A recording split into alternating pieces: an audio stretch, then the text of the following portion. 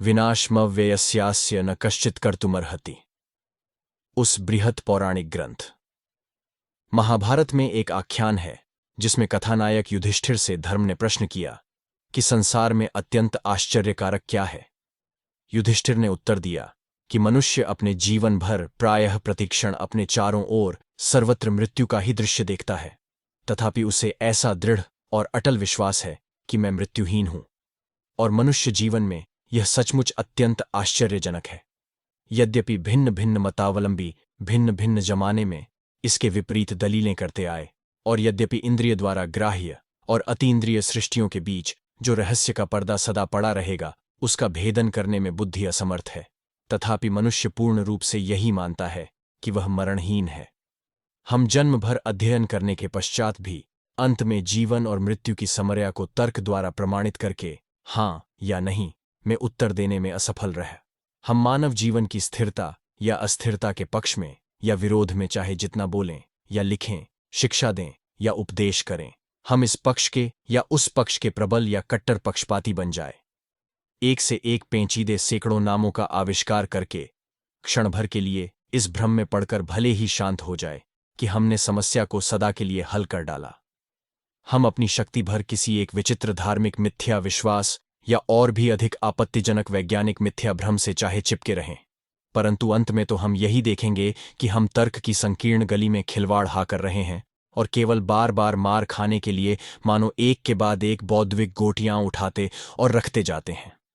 परंतु केवल खेल की अपेक्षा बहुधा अधिक भयानक परिणामकारी इस मानसिक परिश्रम और व्यथा के पीछे एक यथार्थ वस्तु जिसका प्रतिवाद नहीं हुआ है और प्रतिवाद हो नहीं सकता, वह सत्य, वह आश्चर्य है जिसे महाभारत ने अपने ही नाश या मृत्यु को सोच सकने की हमारी मानसिक असमर्थता कहकर बताया है। यदि मैं अपने नाश या मृत्यु की कल्पना करूं भी तो मुझे साक्षी रूप से खड़े होकर उसे देखते रहना होगा। अच्छा, अब इस अद्भुत बात का अर्थ समझने का प्रयत्न करने के पूर्व हम यह ध्यान में रखते हैं कि इस एक यथार्थ वस्तु पर सारा संसार टिका हुआ है या खड़ा है। बाह्य जगत की नित्यता का अटूट संबंध अंतर जगत की नित्यता से है, और चाहे विश्व के विषय में वह सिद्धांत जिसमें एक को नित्य और दूसरे को अनित्य बताया गया है, वह सिद्धांत कितना ही युक्तिसंगत क्यों न दिखे, ऐसे सिद्धांत वाले को स्वयं ही अपने ही शरीर रूपी यंत्र में पता चल जाएगा कि ज्ञानपूर्वक किया हुआ एक भी ऐसा कार्य संभव नहीं है जिसमें कि आंतरिक और बाह्य संसार दोनों की नित्यता उस कार्य के प्रेरक कारणों का एक अंश न हो। यद्यपि यह बिल्कुल सच है कि जब मनुष्य का मन अपनी मर्यादा के परे पहुंच जाता है तब तो वह द्वंद्व को अखंड ऐक्य में परिणत हुआ देखता है। उस असीम सत्ता के इस ओर संपूर्ण बाह्य संसार अर्थात वह संसार जो हमारे अनुभव का विषय होता है उसका अस्तित्व विषयी ज्ञाता के लिए है, ऐसा ही जाना जाता है या केवल ऐसा ही जाना जा सकता है। और यही कारण है कि हमें विषयी के विनाश की कल्पना करने के पूर्व विषय के विनाश की कल्पना करनी होगी। यहां तक तो स्पष्ट है, परंतु कठिनाई अब इसके बाद होती है। साधारणतः मैं स्वयं अपने को देह के सिवाय और कुछ हूं ऐसा सोच नहीं सकता। मैं देह हूं, यह भावना मेरी अपनी नित्यता की भावना के अंतर्गत है, परंतु देह तो स्पष्ट ही उसी तरह अनित्य है जैसी कि सदा परिवर्तनशील स्वभाव वाली समस्त प्रकृति। तब फिर यह नित्यता है कहां? हमारे जीवन से संबंध रखने वाली एक और अद्भुत वस्तु है जिनके बिना कौन जी सकेगा और कौन क्षण भर के लिए भी जीवन का सुख भाग सकेगा, और वह है स्वाधीनता की भावना। यही भावना हमें पग पग पर प्रेरित करती है, हमारे कार्यों को संभव बनाती है और हमारा एक दूसरे से परस्पर संबंध नियमित करती है। इतना ही नहीं, मानवीय जीवन रूपी वस्त्र का ताना और बाना यही है। तर्क ज्ञान उसे अपने प्रदेश से अंगुल अंगुल हटाने का प्रयत्न करता है, उसके प्राण का एक एक नाका छीनते जाता है और प्रत्येक पद को कार्य कारण के लोह निर्मित रेलपथ से दृढ़ता के साथ लोह बंधन में कस दिया जाता है। पर वह तो हमारे इन प्रयत्नों को देखकर हंसती है, और आश्चर्य तो यह है कि कार्य कारण के जिस वृहत पुंज के भीतर दबाकर उसका हम गला घोंटना चाहते थे उसी के ऊपर वह अपने को रखी हुई है। और दूसरी तरह हो भी कैसे सकता है? अमर्याद वस्तु के उच्चतर सामान्यीकरण द्वारा ही सदैव समर्याद वस्तु को समझा जा सकता है। बद्ध को स्वतंत्र द्वारा ही सकारण को अकारण द्वारा ही समझा सकते हैं, परंतु यहां भी पुनः वही कठिनाई है। वस्तंत्र कौन है? शरीर या मन भी स्वतंत्र है क्या? यह तो स्पष्ट है कि वे भी नियम से उतने ही बद्ध हैं जितने कि संसार के और सब पदार्थ। अब समस्या इस दुविधा का रूप धारण कर लेती है। या तो सारी सृष्टि केवट मदा परिवर्तनशील वस्तुओं का ही सामुदायिक रूप है और उसके सिवाय और कुछ नहीं है, और वह कार्य कारण के नियम से ऐनी जकड़ी हुई है कि छूट नहीं सकती। उसमें से किसी अणुमात्र को भी स्वतंत्र अस्तित्व प्राप्त नहीं है, तथापि वह नित्यता और स्वतंत्रता का एक अमिट भ्रम आश्चर्यजनक रूप में उत्पन्न कर रहा है। अथवा हम में और मष्टि में कोई ऐसी वस्तु है जो नित्य और स्वतंत्र है, जिससे यह मत होता है कि मनुष्य के मन का यह मौलिक प्राकृतिक विश्वास भ्रम नहीं है। यह विज्ञान का काम है कि उच्चतर मामान्यीकरण द्वारा सभी घटनाओं को समझा। अतः जिस बात की सत्यता को समझाना है, उसी के किसी बात का ग्वंडन करके शेष अंश को उपयुक्त बताकर समझाने की युक्ति वैज्ञानिक कदापि नहीं हो सकती, चाहे वह और कुछ भले ही क्यों न हो। अतः ऐसी व्याख्या जो स्वतंत्रता की इस प्रबल और सर्वथा आवश्यक भावना की ओर दुर्लक्ष्य करती है और ऊपर कहे अनुसार सत्य के एक अंश का ग्वंडन करके उसके शेष अंश को समझाती है, वह व्याख्या अशुद्ध और भ्रमात्मक है। तब तो यही दूसरा पक्ष संभव है कि अपनी प्रकृति के अनुकूल यही बात मान ली जाए कि हम में ऐसी कोई वस्तु है जो स्वतंत्र और नित्य है, परंतु देह वह वस्तु नहीं है और न मनम ही कह वस्तु है। देह का नाश तो प्रतिक्षण होता रहता है और मन तो मदा बदलता रहता है। देह तो एक संघात है और उसी तरह मन भी। इसी कारण परिवर्तनशीलता के परे वे नहीं पहुंच सकते, परंतु जड़भूत के इस क्षणिक आवरण के परे, मन के सूक्ष्म आवरण के परे भी मनुष्य का सच्चा स्वरूप नित्य मुक्त मनातन आत्मा अवस्थित है। उसी आत्मा को स्वतंत्रता की झलक मन और जड़ शरीर के स्तरों के भीतर से आभासित होती है और नाम रूप द्वारा रंजित होते हुए भी सदा अपने अबाधित अस्तित्व को प्रमाणित करती है। उसी का अमृतत्व, उसी का आनंद स्वरूप, उसी की शांति और उसी का दिव्यत्व प्रकाशित हो रहा, और अज्ञान के मोटे मोटे स्तरों के रहते हुए भी वह अपने अस्तित्व का अनुभव कराती रहती है। वही यथार्थ मनुष्य है, निर्भय है, अमर है और स्वतंत्र है। अब स्वतंत्रता तो तभी संभव है जबकि कोई बाहरी शक्ति अपना प्रभाव न डाल सके, कोई परिवर्तन न कर सके। स्वतंत्रता उसी के लिए संभव है जो सभी बंधनों से परे हो, सभी नियमों से परे हो और कार्य कारण की श्रृंखला से भी परे हो। कहने का तात्पर्य यही है कि एक अव्यय पुरुष ही स्वतंत्र हो सकता है और उसी कारण अमर भी हो सकता है। यह पुरुष, यह आत्मा, मनुष्य का यह यथार्थ स्वरूप स्वतंत्र, अव्यय, अविनाशी सभी बंधनों से परे है और इसीलिए वह न तो जन्म लेता न मरता है। मनुष्य की यह आत्मा नित्य, सनातन और जन्म मरण रहित है। न जायते म्रियते व कदाचिन्नाय भूत्वा भविता व न भूयः भजो नित्य शाश्वतोऽयं पुराणो न हन्यते हन्यमाने शरीरे। पुनर्जन्म बहूनि मे व्यतीतानि जन्मानि तव चार्जुन तान्यहम वेद सर्वाणि न त्वं वेत्थ परंतप। सभी देशों में और सभी जमाने में मनुष्य की बुद्धि को चक्कर में डालने वाली अनेक पहेलियों में सबसे पेचीदा स्वयं मनुष्य ही है। इतिहास के उषाकाल में जिन लान्या महरियों के उद्घाटन करने में मनुष्य की बहुतेरी शक्तियों का व्यय किया गया है, उनमें सबसे अधिक रहस्यमयी है वयम उम्मी प्रकृति। वह तो बिल्कुल ही न सुलझने लायक पेचीदा गोरख धंधा है और साथ ही साथ अन्य सभी समस्याओं से बढ़कर महत्वपूर्ण है। हम जो कुछ जानते हैं, अनुभव करते हैं और कार्य करते हैं, उन सब का मानव प्रकृति ही प्रारंभ स्थान और भांडार होने के कारण कमी भी ऐसा समय नहीं रहा है और न भविष्य में ही रहेगा जबकि मानव प्रकृति मनुष्य के लिए सबसे अधिक और सर्वप्रथम विचार का विषय न हो। मानव अस्तित्व के ही साथ अति निकट संबंध रखने वाली प्रबल जिज्ञासा उस सत्य के प्रति होने के कारण या बाह्य षष्टि के माप के आंतरिक पैमाने के लिए सर्वोपरि उत्कट इच्छा रहने के कारण या परिवर्तनशील संसार में एक अचल केंद्र प्राप्त करने की अत्यधिक आवश्यकता प्रतीत होने के कारण मनुष्य कभी कभी मुट्ठी भर धूलि को ही सुवर्ण जानकर ग्रहण कर लेता है और तर्क या बुद्धि से श्रेष्ठ आंतरिक ध्वनि द्वारा सचेत किए जाने पर भी अंतस्थित ईश्वरत्व का सच्चा अर्थ ठीक ठीक लगाने में कई बार भूल करता है। तथापि जब से खोज या शोध का प्रारंभ हुआ है, तब से ऐसा समय कभी नहीं रहा जबकि कोई जाति या कुछ व्यक्तियों ने सत्य के दीपक को ऊंचा नहीं उठाया।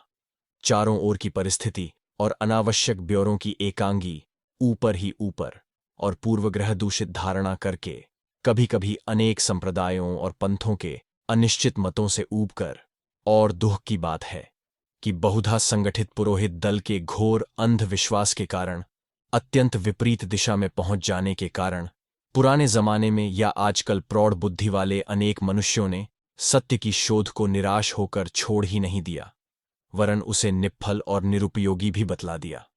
भले ही दार्शनिक लोग क्रुद्ध हों और नाक भौं सिकोड़ें और पुरोहित लोग अपना रोजगार तलवार के बल पर ही क्यों न जारी रखें, परंतु सत्य तो उनको प्राप्त होता ही है जो निर्भय होकर बिना दुकानदारी किए उसके मंदिर में जाकर केवल उसी के हेतु पूजा करते हैं।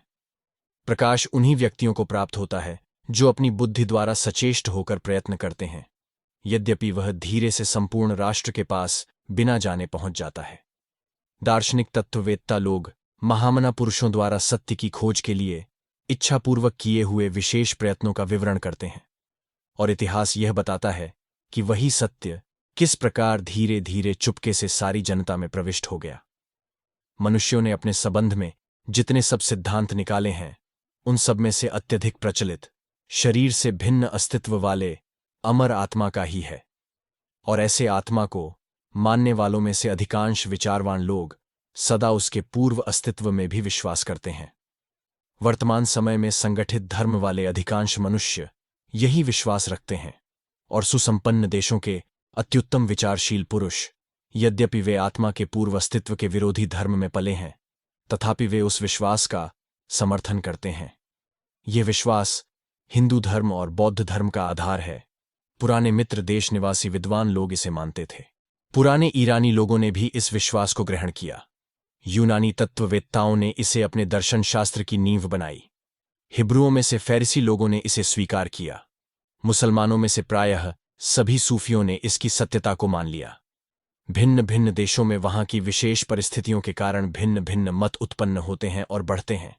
पुराने राष्ट्रों को यह समझने के लिए कि मृत्यु के उपरांत शरीर का भी कोई अंश जीवित रह सकता है, कई युगों का समय व्यतीत करना पड़ा, और शरीर से अलग कोई ऐसी वस्तु है जो स्थायी बनी हुई जीवित रहती है। इस प्रकार का युक्तिसंगत मत निश्चित करने के लिए उनको उससे भी अधिक और कई युग ला गए। जब यह मत निश्चित हो गया कि एक कोई ऐसी वस्तु का अलग अस्तित्व है जिसका संबंध शरीर के साथ थोड़े ही समय के लिए रहता है, तभी और केवल उन्हीं राष्ट्रों में जो इस सिद्धांत पर पहुंचे, यह अनिवार्य प्रश्न सामने आया कि वह कहां से आई और कहां जाएगी। पुराने हिब्रू लोग आत्मा के विषय के कोई विचार अपने मन में न लाकर शांत बने रहे। उनकी दृष्टि में तो मरण ही सबका अंत करने वाला था। कार्ल हेकेल ठीक कहते हैं कि यद्यपि यह सच है कि पुराने टेस्टामेंट में निर्वासन के पूर्व हिब्रू लोग शरीर से विभिन्न तत्व को पहचानते हैं, जिसे वे नफेश, रुआख, नेशम कहते हैं, पर इन शब्दों से आत्मा की अपेक्षा श्वास का बोध होता है। पैलेस्टाइन निवासी यहूदियों के लेखों में भी निर्वासन के उपरांत अलग अस्तित्व वाले अमर आत्मा की कहीं चर्चा नहीं है, बल्कि सर्वत्र ईश्वर से निकलने वाले केवल उस प्राणवायु का ही उल्लेख है जो शरीर के नाश होने पर ईश्वरीय रुआख में पुनः सम्मिलित हो जाता है।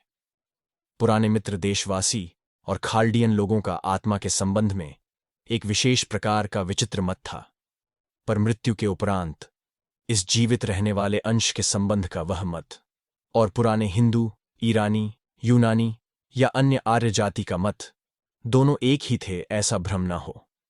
अत्यंत पुराने जमाने से ही आर्यों के और संस्कृत भाषा न बोलने वाले ग्लेच्छों के आत्मा संबंधी विचारों में भारी अंतर था। उन विचारों का बाह्य स्वरूप मृत शरीर की जो व्यवस्था की जाती है उस पर से दिखाई देता है। बहुधा म्लेच्छों का भरसक प्रयत्न यही रहता है कि मृत शरीर की सावधानी के साथ उसे गाड़कर या और अधिक परिश्रम के साथ मसाला लगाकर उसे ज्यों का त्यों बनाए रखते हुए रक्षा की जाए। इसके विपरीत आर्यों की साधारण प्रथा मृत शरीर को जला डालने की है। यही तो एक भारी रहस्य की कुंजी है। यथार्थ तो यही है कि कोई भी म्लेच्छ जाति वाले, चाहे मिस्र देशवासी हों या एसीरियन या बेबीलोनियन, आर्यों की, विशेषकर हिंदुओं की सहायता के बिना कभी इस सिद्धांत पर नहीं पहुंचे कि आत्मा का अलग अस्तित्व है और वह शरीर से स्वतंत्र रहकर भी अलग जी सकती है। यद्यपि हेरोडोटस का कहना है कि मिस्र देशवासियों को ही सर्वप्रथम आत्मा की अमृता का ज्ञान हुआ, और वह मिस्रवासियों का यह सिद्धांत भी बताता है कि शरीर के नाश होने पर आत्मा जन्म लेने वाले प्राणियों में पुनः पुनः प्रवेश करती है और थलचर, जलचर, नभचर प्राणियों में भटकते भटकते 3 सहस्र वर्षों के पश्चात पुनः मनुष्य शरीर को लौट कर आती है। तो भी मिस्र देशीय प्राचीन इतिहास के आधुनिक शोध करने वालों ने उस देश के सर्वसाधारण धर्म में आत्मा की देहांतर प्राप्ति के सिद्धांत का कोई पता नहीं पाया। इसके विपरीत मैस्पैरो, एयरमैन और अन्य विख्यात आधुनिक मिस्र संशोधक तो इसी अनुमान की पुष्टि करते हैं कि मिस्र देशवासी पुनर्जन्म के सिद्धांत से परिचित नहीं थे। पुराने इजिसवासी आत्मा को केवल दोहरा रूप वाला या जोड़ा वाला मानते थे, और उनका यह विश्वास था कि वह अपने निजी अलग अस्तित्व से रहित है और शरीर से संबंध विच्छेद नहीं कर सकती। जब तक शरीर है तभी तक वह वर्तमान रहती है, और यदि संयोगवश मृत शरीर का नाश हो गया तो उस शरीर से छूटी हुई आत्मा को पुनः दोबारा मृत्यु और विनाश का दुख भुगतना पड़ता है। मृत्यु के उपरांत आत्मा संसार भर स्वतंत्रतापूर्वक विचरण कर सकती थी, परंतु वह रात के समय सदा दुखी, सदा भूखी प्यासी, जिस स्थान में उसका मृत शरीर रहता था वहीं लौटकर आ जाया करती थी। उसकी सदैव पुनः एक बार जीवन के सुख भोगने की अत्यंत उत्कट इच्छा रहती थी, पर उस इच्छा को वह कभी पूर्ण नहीं कर सकती थी। यदि उसके पकने शरीर के किसी भाग में कोई चोट आ जाए तो आत्मा के भी उसी भाग में अवश्य ही चोट आ जाती थी। अपने इसी विचार के कारण इजिप्त निवासी अपने यहाँ के मुर्दों की रक्षा करने के लिए प्रयत्नशील रहते हैं। पहले तो उन्होंने मुर्दों को गाड़ने के लिए मरुस्थल को पसंद किया था, क्योंकि वहां की सूखी हवा में शरीर का नाश शीघ्र नहीं होता था और इसी कारण गई हुई आत्मा को दीर्घ जीवन प्राप्त हो जाता था। कुछ काल के उपरांत उनके यहाँ के एक देवता ने मुर्दे को ज्यों का त्यों बनाए रखने की विद्या का आविष्कार किया।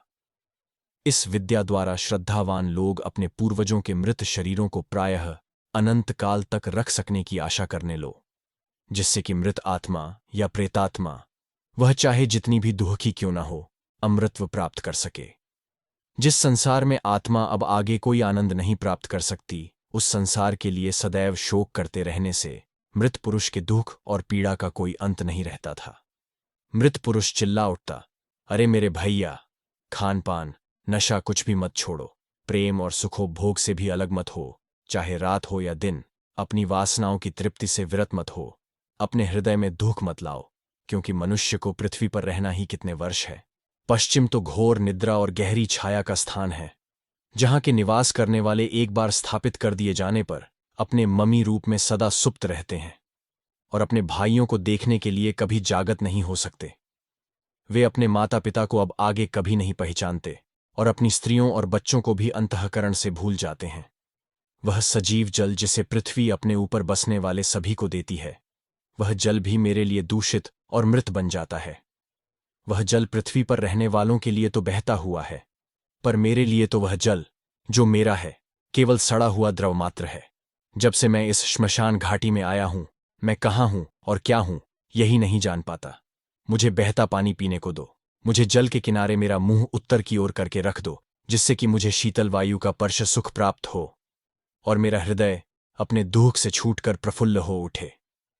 यद्यपि खाल्डियन लोग इजिप्त वालों की भांति मृत्यु के अनंतर आत्मा की अवस्था का इतना हिसाब लगाते नहीं बैठते, पर तो भी उन लोगों में भी आत्मा दो रूप वाली है और अपनी कब्र से ही बंधी रहती है। वे भी भौतिक शरीर से अलग अवस्था की कल्पना नहीं कर सके और मुर्दे के पुनः जी उठने की आशा करते थे। और यद्यपि देवी इश्तार ने बड़ी बड़ी विपत्तियों को भोग कर और दुस्साहसपूर्ण कार्य करके अपने गडरिया पति डुमुजिया और डैमकिना के पुत्र को पुनः जिला लिया, पर अत्यंत धार्मिक भक्तगण भी अपने मृत मित्रों और बंधु बांधवों को पुनर्जीवन प्राप्त कराने के लिए इस मंदिर से उस मंदिर में प्रार्थना करते व्यर्थ ही भटकते रहे। इस प्रकार हम देखते हैं कि पुराने जमाने के इजिप्तवासी या खाल्डियन लोग आत्मा का विचार उसे मृत पुरुष के मृतक शरीर से या कवर से अला रखकर नहीं कर सकते थे।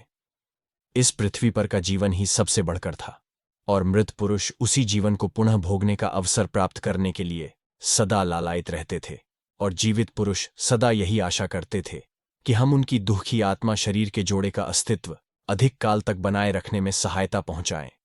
और वे इसलिए भरपूर प्रयत्न भी करते थे। यह मन की वह अवस्था नहीं है जहां से आत्मा का कोई उच्चतर ज्ञान अंकुरित हो सके। प्रथम तो वह बहुत ही भौतिकतापूर्ण है और तिस पर भी भय और दुख से भरी है। दुष्टता की प्रायः अगणित शक्तियों से डरकर और निराशा के साथ उनसे बचने का दुःखमय प्रयत्न करते हुए जीवित पुरुषों की आत्मा भी मृत पुरुषों की आत्मा के संबंध की धारणा के अनुसार संसार भर भटकती हुई कभी भी कब्र और सड़ते हुए मुर्दे के आगे नहीं बढ़ सकी। चलो अब हम आत्मा संबंधी उच्चतर विचारों के उद्गम के लिए एक और जाति की ओर चलें, जिनका ईश्वर दया निधान सर्वव्यापी पुरुष है और अनेक प्रकाशमान दयालु और सहायक देवों के रूप में प्रकट होता है। मानव जाति में सर्वप्रथम जिन्होंने ईश्वर को पिता कहकर पुकारा, हे भगवान, मेरे हाथों को पकड़कर मुझे उसी प्रकार ले चल जैसे पिता अपने प्यारे पुत्र को ले जाता है। जो लोग जीवन को आशामय मानते थे उसे निराशापूर्ण नहीं समझते थे।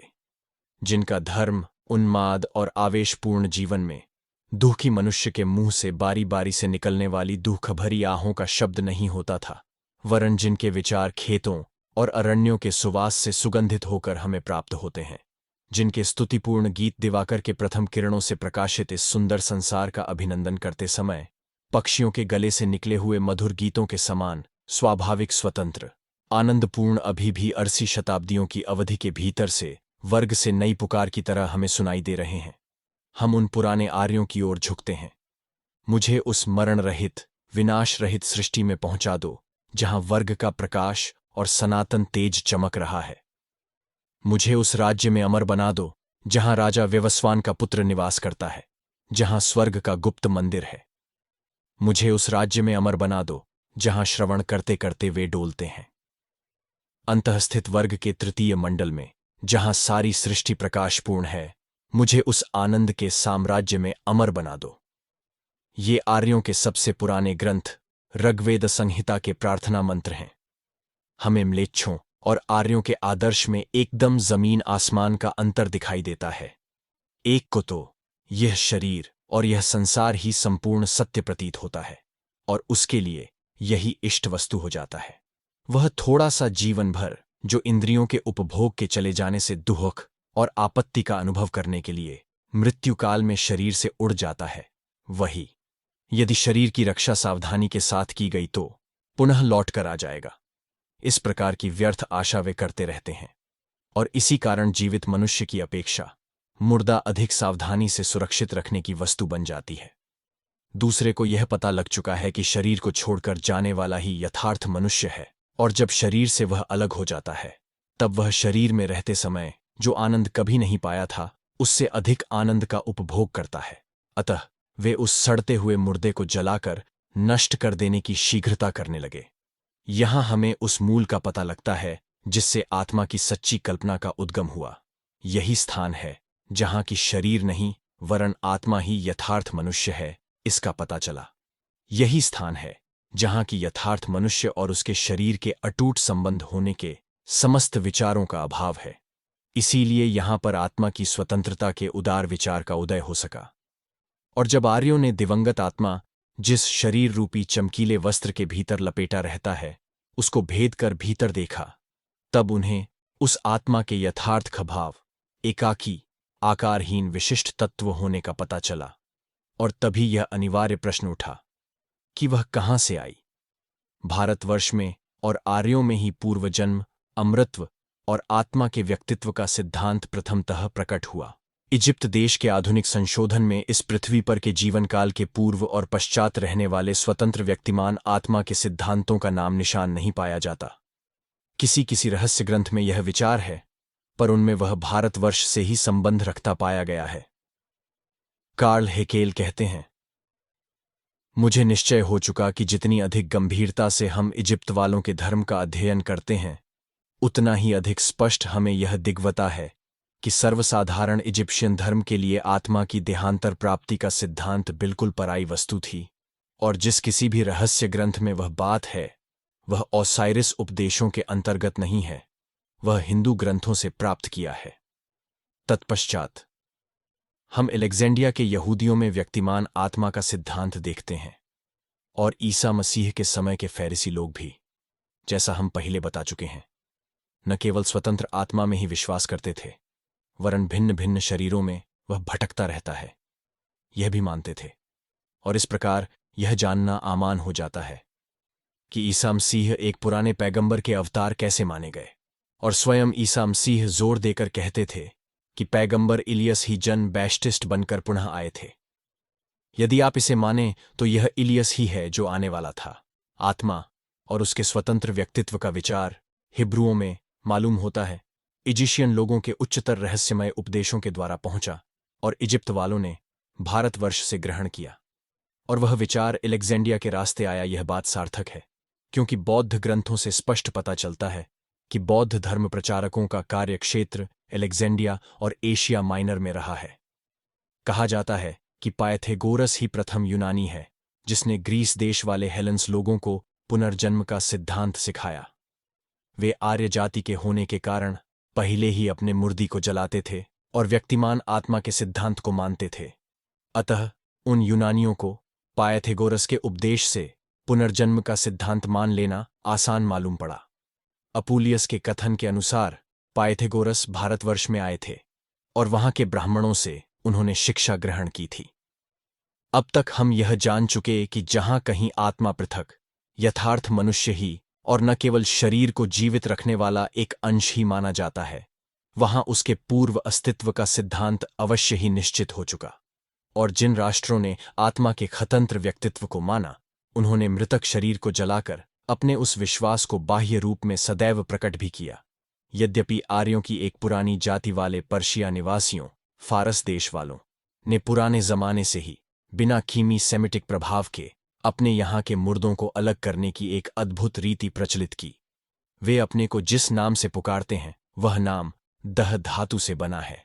संक्षेप में यह कह सकते हैं कि जिन जातियों ने अपनी प्रकृति के विश्लेषण की ओर अधिक ध्यान नहीं दिया, वे तो अपने सर्वस्वरूपी इस भौतिक शरीर के परे नहीं पहुंचे, और जब कभी उन्हें उसके परे जाने के लिए उच्चतर आलोक द्वारा प्रेरणा हुई, तब भी वे केवल इसी सिद्धांत पर पहुंचे कि किसी भी प्रकार कभी सुदृढ़ भविष्य में यह शरीर ही अविनाशी बन जाएगा। इसके विपरीत उस जाति या राष्ट्र के लोगों ने, इंडो आर्यन लोगों ने, अपनी अधिकांश उत्तम शक्तियां इसी खोज में लगा दी कि इस बुद्धि शक्तियुक्त मनुष्य का यथार्थ स्वरूप क्या है, और परिणाम में उन्हें पता लगा कि इस शरीर के परे और उनके पूर्वज जिस तेजस्वी शरीर की आकांक्षा करते रहे उसके भी परे यथार्थ मानव, वह सत्य तत्व, वह व्यक्ति है जो इस शरीर रूपी आवरण या वस्त्र को धारण कर लेता है और पुनः उसके जीर्ण हो जाने पर उसे अलग फेंक देता है। क्या यह तत्व स्पष्ट किया गया? यदि सजन का अर्थ यह है कि कुछ नहीं से कोई वस्तु बाहर आई, तब तो उसका उत्तर निश्चयात्मक नहीं है। यह आत्मा जन्म रहित और मरण रहित है। यह आत्मा किसी प्रकार के सम्मिश्रण या संयोग से बनी हुई नहीं है, वरन स्वतंत्र व्यक्तिमत्ता है, और इसी कारण न तो वह उत्पन्न की जा सकती और न उसका नाश ही किया जा सकता है। वह तो भिन्न भिन्न अवस्थाओं में से यात्रा कर रही है। स्वभावतः यह प्रश्न उठता है कि वह इतने समय तक कहाँ थी? हिंदू तत्ववेत्ता कहते हैं वह भौतिक दृष्टि से भिन्न भिन्न शरीरों में प्रवेश कर रही थी, या यथार्थ में तात्विक दृष्टि से देखने पर भिन्न भिन्न मानसिक भूमिकाओं में से जा रही थी। हिंदू दार्शनिक लोगों ने जो पुनर्जन्म का सिद्धांत निकाला है, उसके लिए वेदों के उपदेश के सिवाय और भी कोई प्रमाण है? हाँ, ऐसे प्रमाण हैं, और हम आगे यह बताने की आशा करते हैं कि उसके लिए ऐसे ही प्रबल प्रमाण हैं जैसे अन्य सर्वमान्य सिद्धांत के लिए। परंतु पहले हम यह देख लें कि कई आधुनिक यूरोपीय मनीषियों ने पुनर्जन्म के संबंध में क्या कहा है। I.H. फिरते आत्मा की अमृता के विषय में बोलते हुए कहते हैं, यह सच है कि प्राकृतिक जगत में एक दृष्टांत है जो दलील के रूप में अविच्छिन्न अस्तित्व के विरुद्ध सामने लाया जा सकता है। वह यही प्रसिद्ध तर्क है कि जिस वस्तु का किसी काल में आरंभ हुआ, उसका अंत या नाश किसी काल में अवश्य होगा। अतः आत्मा भूतकाल में थी, इस विवाद पक्ष में उसका पूर्व अस्तित्व तो मान ही लिया गया। यह युक्तिसंगत सिद्धांत है, पर यह तो उसके अविच्छिन्न अस्तित्व के विरोध में न होकर उसके पक्ष में एक नई बहस हो गई। यथार्थ में आवश्यकता है दर्शन शास्त्र विषयक शारीरक शास्त्र के इस सत्य के संपूर्ण अर्थ को समझने की कि यथार्थ में कोई वस्तु उत्पन्न नहीं की जा सकती और न कोई वस्तु नष्ट ही की जा सकती है। इसी को समझने से भौतिक शरीर में दृष्टिगोचर होने के पूर्व आत्मा का अस्तित्व अवश्य रहा होगा। शोपनहावर अपनी पुस्तक डाई वेल्ट ऑल्स विले एंड फॉर्स्टेलुंग में पुनर्जन्म के विषय में कहते हैं, किसी व्यक्ति के लिए जैसी नींद है उसी तरह इच्छा शक्ति के लिए मृत्यु है। यदि स्मरण और व्यक्तित्व कायम रहें तो उन्हीं कर्मों को करना और उन्हीं दुखों को भोगना, यही सदा अनंत काल तक बिना लाभ के करते रहना कभी सहन नहीं हो सकता। वह इन्हें दूर फेंक देता है और यही लेथी मृत्यु है। और इस मृत्यु रूपी नींद में से नया प्राणी बनकर दूसरी बुद्धिन्द्रिय को साथ लेकर पुनः प्रकट होता है। नया दिवस उसे नए प्रदेशों की ओर ललचाता है। तब तो ये सतत होने वाले नए जन्म उस अविनाशी इच्छा शक्ति के जीवन स्वप्न की लगातार श्रेणी रूप हैं। यह तब तक चलेगा जब तक कि बारंबार के नए शरीरों में अधिकाधिक और भिन्न भिन्न प्रकार के ज्ञान द्वारा शिक्षित और उन्नत होकर वह अपना ही अभाव करके अपने को विलुप्त न कर दे। इस प्रकार के पुनर्जन्म का अनुभव द्वारा भी प्रमाण मिल जाता है, यह नहीं भूलना चाहिए। यथार्थ में तो नए प्रकट होने वाले प्राणियों के जन्म से और जीर्ण होने वालों की मृत्यु से संबंध रहता ही है। ये बात तब दिखाई देती है जबकि उजाड़ बना देने वाली भयंकर बीमारियों का परिणाम सा प्रतीत होने वाली मनुष्य जन्म संख्या की बाढ़ का आधिक्य हुआ करता है। 14वीं शताब्दी में जब ब्लैंक डेथ नामक बीमारी ने पुरानी दुनिया की अधिकांश आबादी को उजाड़ कर दिया, उस समय मानव जाति में बहुत असाधारण रूप से उत्पत्ति शक्ति और जन्म संख्या बढ़ गई और यमज बालकों की पैदाइश अधिक हुई। एक बात और उल्लेखनीय है कि उस समय पैदा होने वाले बच्चों के दांत पूरी संख्या में नहीं जमे। इस प्रकार प्रकृति ने भरपूर प्रयत्न किए परंतु सूक्ष्म अंगों की उत्पत्ति में कृपणता कर दी। यह विवरण एफ स्कनरेर ने अपने क्रॉनिक दर सेंचन 1825 में दिया है। कैस्पर भी अपने यूबर डाई वारशाइनliche Lebensdauer des Menschen 1835 में इस सिद्धांत का समर्थन करता है कि किसी विशिष्ट आबादी में वहां की जन्म संख्या का प्रभाव वहां के जीवन काल की दीर्घता और मृत्यु संख्या पर अवश्य पड़ता है, क्योंकि जन्म संख्या मृत्यु संख्या के साथ साथ चलती है। सदैव और सर्वत्र मृत्यु और जन्म की संख्याएं समान अनुपात में बढ़ती और घटती हैं। इस बात को निःसंदेह रूप से सिद्ध करने के लिए उन्होंने भिन्न भिन्न देशों और भिन्न भिन्न प्रांतों से प्रमाण एकत्र करके रखा है। और तिस पर भी यह तो असंभव है कि मेरे अल्पवय की मृत्यु से और जिस विवाह से मेरा कोई संबंध नहीं है, ऐसे विवाह द्वारा अनेक संतान के जन्म लेने से कोई भौतिक कार्य कारण संबंध हो। इस प्रकार यहां आध्यात्मिकता अस्वीकार करने लायक नहीं दिखाई देती और निश्चयात्मक रूप से भौतिक घटना को समझने लायक तात्कालिक कारण मिल जाता है। प्रत्येक नवजात प्राणी नए जीवन में ताजा और प्रफुल्लित होकर आता है और उसका स्वतंत्र देन के रूप में उपभोग करता है, परंतु स्वतंत्र दान के रूप में कुछ भी नहीं दिया जाता और कुछ भी नहीं दिया जा सकता। इस ताजे जीवन का दाम बुढ़ापा और उस जीर्ण जीवन की मृत्यु द्वारा दिया जाता है, जिस जीवन का नाश तो हो गया परंतु उसके भीतर वह अविनाशी बीज था जिसमें से नया जीवन अंकुरित हुआ है। वे दोनों जीवन एक ही हैं। वह महान अंग्रेज तत्ववेत्ता ह्यम, यद्यपि वह शून्यवादी था, अमृत्व पर अविश्वासात्मक निबंध में कहता है, आत्मा की देहांतर प्राप्ति ही इस प्रकार का मत है जिस पर दर्शन शास्त्र ध्यान दे सकता है। तत्ववेत्ता लेसिंग एक कवि की गंभीर अन्य दृष्टि के साथ पूछता है, वह मत या कल्पना क्या इतनी हंसी के लायक इसीलिए है कि यह सबसे पुरानी है, इसीलिए कि मानव बुद्धि विभिन्न पंथों के मिथ्यावादों के द्वारा नष्ट या दुर्बल होने के पूर्व एकदम उस कल्पना पर उतर पड़ी। जिस प्रकार मैं नया ज्ञान नया अनुभव कई बार प्राप्त कर सकता हूं, उसी प्रकार अनेक बार मैं क्यों न लौट आऊं? क्या मैं एक ही बार में इतना ले आया हूं कि दोबारा वापस लौटने का कष्ट व्यर्थ जाएगा? आत्मा का अस्तित्व पूर्व से ही रहता है और वह अनेक जन्म धारण करती है।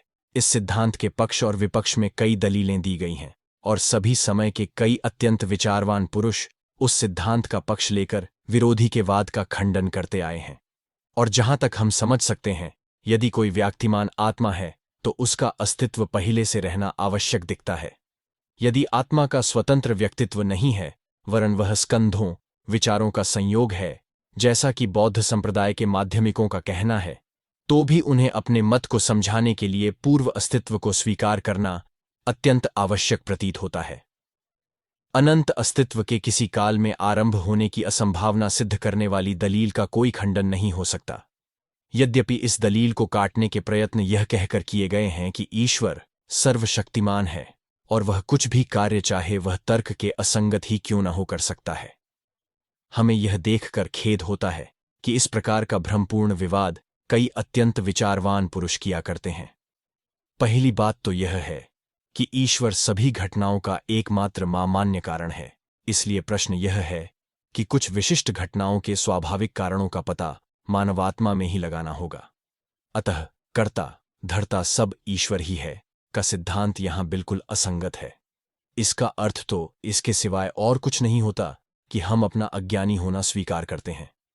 मानव ज्ञान के किसी भी विभाग में किसी भी प्रश्न के पूछे जाने पर हम यही उत्तर दे सकते हैं और हर प्रकार की पूछताछ को और परिणामतः ज्ञान को ही बंद कर सकते हैं। दूसरी बात यह है कि हर समय ईश्वर की सर्वशक्तिमत्ता की दुहाई देना केवल शब्द जाल है। कारण के रूप में कार्य के लिए पर्याप्त होना ही हमें विदित होता है और हो सकता है, इससे अधिक और कुछ नहीं। इस तरह हम किसी सर्वशक्तिमान कारण की अपेक्षा किसी अनंत कार्य के विषय में और अधिक विचार नहीं कर सकते। इसके सिवाय यह भी है कि ईश्वर संबंधी हमारे सभी विचार समर्याद ही हैं। उसे कारण कहना भी तो हमारे ईश्वर संबंधी विचार को मर्यादित कर देना है। तीसरी बात यह है कि वह स्वीकार भी कर लिया जाए तो हम ऐसे किसी असंभव सिद्धांत को तब तक मानने को बाध्य नहीं हैं कि कुछ नहीं या शून्य में से कोई पदार्थ उत्पन्न हुआ, या किसी अनंत पदार्थ का आदि या आरंभ किसी विशिष्ट काल में हुआ, जब तक कि हम इसे और अधिक अच्छे प्रकार से समझ सकते हैं। पूर्व अस्तित्व के सिद्धांत के विरोध में एक बहुत बड़ी कहलाने वाली यह दलील दी जाती है कि मनुष्य जाति में से अधिकांश का इसका भान नहीं है। इस दलील की सत्यता को प्रमाणित करने के लिए यह सिद्ध करना चाहिए कि मानव आत्मा का संपूर्ण अंश स्मरण शक्ति से बद्ध है। यदि स्मृति अस्तित्व की जांच है, तब तो हमारे जीवन का वह अंश जो अभी उसमें नहीं है, उसका तो अस्तित्व नहीं ही होना चाहिए, और हर एक मनुष्य जो बेहोशी की अवस्था में या और किसी तरह अपनी स्मरण शक्ति को गवा बैठता है, वह भी अस्तित्वहीन होना चाहिए। जिन तर्कों पर से यह निष्कर्ष निकाला जाता है कि पूर्व अस्तित्व है और वह भी सज्ञान कर्म की भूमिका में है, जैसा कि हिंदू दार्शनिक विद्वान सिद्ध करते हैं, वे तर्क मुख्यतः ये हैं। प्रथमतः, इस संसार में जो असमानता है उसको और किस प्रकार से समझाएं। न्यायी और दयानिधान ईश्वर की सृष्टि में एक बालक जन्म लेता है। उसकी हर एक परिस्थिति उसका उत्तम और मानव समाज के लिए उपयोगी बनाने के लिए अनुकूल है, और संभवतः उसी क्षण में और उसी शहर में एक दूसरा बालक जन्म लेता है जिसकी प्रत्येक परिस्थिति उसके अच्छे बनने के प्रतिकूल है। हम ऐसे बच्चे देखते हैं जो कि दुख भोगने के लिए और संभवतः जन्म भर दुख भोगने के लिए ही जन्म लेते हैं, और ऐसा उनके स्वयं के किसी अपराध के कारण नहीं होता। ऐसा क्यों होना चाहिए? इसका कारण क्या है? क्योंकि अज्ञानता का यह परिणाम है। यदि उस बालक का कोई अपराध नहीं है तो उसके माता पिता के कर्मों के लिए उसे क्यों दुहग्व भोगना चाहिए? यहां के दुख के अनुपात से भविष्य में सुख मिलेगा, ऐसा प्रलोभन दिखाने या रहस्यात्मक बातें सामने लाने की अपेक्षा तो इसका कारण हम नहीं जानते, ये स्वीकार कर लेना अधिक अच्छा है। कोई हमें बिना अपराध के जबरदस्ती दंड भुगतावे, यह तो नैतिकता के विरुद्ध है, अन्याय तो है ही, परंतु भविष्य काल में पूर्ति होने का सिद्धांत भी लंगड़ा और निराधार है। दुख में जन्म लेने वालों में से कितने उच्चतर जीवन बनाने का कष्टकर प्रयत्न करते हैं, और कितने उससे अधिक संख्या में जिन परिस्थिति में रखे जाते हैं उसी के शिकार हो जाते हैं। बुरी परिस्थिति में बलात् जन्म दिए जाने के कारण जो अधिक बुर और दुष्टतर बन जाते हैं, उन्हें भविष्य में उनके जीवनकाल की दुष्टता के लिए क्या पारितोषिक मिलना चाहिए? तब तो मनुष्य यहां जितना ही अधिक दुष्ट होगा, उतना ही इस जन्म के पश्चात उसे सुखोपभोग प्राप्त होगा। मानव आत्मा के वैभव और स्वतंत्रता को प्रतिष्ठित करने के लिए और इस संसार में प्रचलित असमानता और भयानक दुर्गुणों के अस्तित्व को समझाने के लिए कुल भार उसके यथार्थ कारण हमारे निज के स्वतंत्र कृत्यों या कर्म पर रखने के सिवाय और कोई दूसरा मार्ग नहीं है। इतना ही नहीं, बल्कि आत्मा का शून्य या अस्तित्वहीन वस्तु से उत्पन्न किए जाने का सिद्धांत अवश्यमेव हमें देववाद और प्रारब्ध लेग्व की ओर ले जाएगा और दयानिधान परमपिता ईश्वर के बदले हमारे सामने पूजा के लिए भयंकर, निर्दयी और सदा रुष्ट ईश्वर स्थापित कर देगा।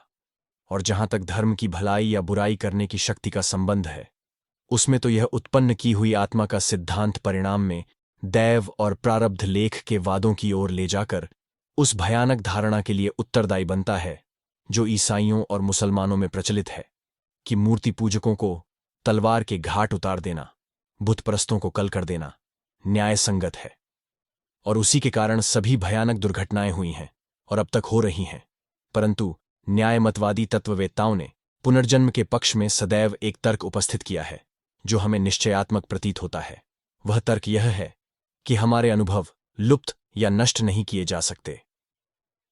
हमारी कृतियों, कर्म यद्यपि देखने में लुप्त सी हो जाती है, नथापि अदृष्ट बनी हुई रहती है और अपने परिणाम में प्रवृत्ति का रूप धारण करके पुनः प्रकट होती है। छोटे छोटे बच्चे भी कुछ प्रवृत्तियों को उदाहरणार्थ मृत्यु का भय अपने साथ लेकर आते हैं। अब यदि प्रवृत्ति वारंबार किए हुए कर्म का परिणाम है, तो जिन प्रवृत्तियों को साथ लेकर हम जन्म धारण करते हैं, उनको समझने के लिए उस कारण का भी उपयोग करना चाहिए। यह तो स्पष्ट है कि वे प्रवृत्तियां हमें इस जन्म में प्राप्त हुई नहीं हो सकती, अतः हमें उनका मूल पिछले जन्म में ढूंढना चाहिए। अब यह भी स्पष्ट है कि हमारी प्रवृत्तियों में से कुछ तो मनुष्य के ही जानबूझकर किए हुए प्रयत्नों के परिणाम हैं, और यदि यह सच है कि हम उन प्रवृत्तियों को अपने साथ लेकर जन्म लेते हैं, तब तो बिल्कुल यही सिद्ध होता है कि उनके कारण गत जन्म में जानबूझकर किए हुए प्रयत्न ही हैं। अर्थात इस वर्तमान जन्म के पूर्व हम उसी मानसिक भूमिका में रहे होंगे जिसे हम मानव भूमिका कहते हैं। जहां तक वर्तमान जीवन की प्रवृत्तियों को भूतकालीन ज्ञानपूर्वक किए हुए प्रयत्नों द्वारा समझाने की बात है, वहां तक भारतवर्ष के पुनर्जन्मवादी और वर्तमान विकासवादी एकमत हैं। अंतर केवल इतना ही है कि हिंदू लोग अध्यात्मवादी होने के कारण उसे जीवात्माओं के सज्ञान प्रयत्नों के द्वारा समझाते हैं, और विकासवाद के भौतिक मत वाले उसे पिता से पुत्र में आने वाले आनुवंशिक संक्रमण द्वारा समझाते हैं। जो शून्य से उत्पत्ति होने का सिद्धांत मानते हैं, वे तो किमी गिनती में नहीं हैं। अब विवाद केवल पुनर्जन्मवादियों और भौतिकवाद वालों में ही है। पुनर्जन्मवादी लोग यह मानते हैं कि सभी अनुभव प्रवृत्तियों के रूप में अनुभव करने वाले जीवात्मा में संगीत रहते हैं और उस अविनाशी जीवात्मा के पुनर्जन्म द्वारा संक्रमित किए जाते हैं। भौतिकवाद वाले मस्तिष्क को सभी कर्मों के आधार होने के और बीजाणुओं के द्वारा उनके संक्रमण का सिद्धांत मानते हैं। इस प्रकार हमारे लिए पुनर्जन्म का सिद्धांत बहुत महत्वपूर्ण बन जाता है, क्योंकि पुनर्जन्म के और बीजाणुओं के द्वारा आनुवंशिक संक्रमण के बीच में जो विवाद है, वह यथार्थ में आध्यात्मिकता और भौतिकता का विवाद है। यदि बीजाणुओं द्वारा आनुवंशिक संक्रमण समस्या को हल करने के लिए पूर्णतः पर्याप्त है, तब तो भौतिकता ही अपरिहार्य है और आत्मा के सिद्धांत की कोई आवश्यकता नहीं है। यदि वह पर्याप्त नहीं है, तो प्रत्येक आत्मा अपने साथ इस जन्म में अपने भूतकालिक अनुभवों को लेकर आती है। यह सिद्धांत पूर्णतः सत्य है।